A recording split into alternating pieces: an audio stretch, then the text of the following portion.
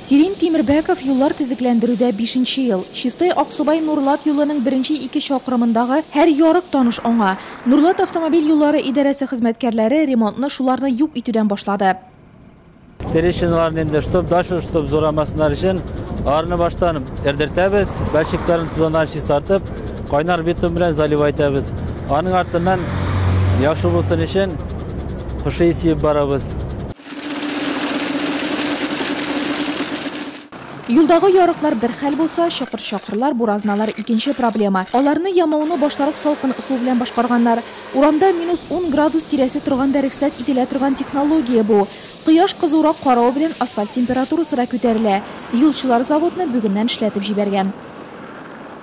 Ниже глубин 5 сантиметров ямы должны быть. Чокырларны фреза ярдәмендә тирәнәйтәбез. Алар 5 сантиметрдан да түбән булмаска тиеш.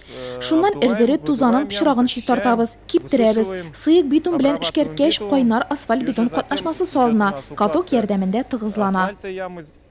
Кузайкина Нурлат Чуаш тимерлеге юнәлешендәге юллардагы чокырлар салкын ысул белән ремонтланган. Бу сезонда чокырларны ремонтлау 20 000 квадрат метр мәйданда каралган. Нурлат юлларында чокырлар азаймый. Юлчылар фикеренчә, һәр елны яңа чокырлар пәйда булып кына тора. Мондый ямау 1-2 елга чыдарга мөмкин. Ләкин транспорт чараларының йөришенә карап, вакытлыча ремонтның күпкә алданрак кирәк булып куюы да бар. Барлыгы Нурлат юлчыларның үзләре карамагындагы 275 чакрым асфальт-бетон юлларга ревизия үткәрәселәре бар. Һава температурасы 10 градустан югарырак җылыта башлагач, тизекләндерүдән юллар салуга күчәргә дә була.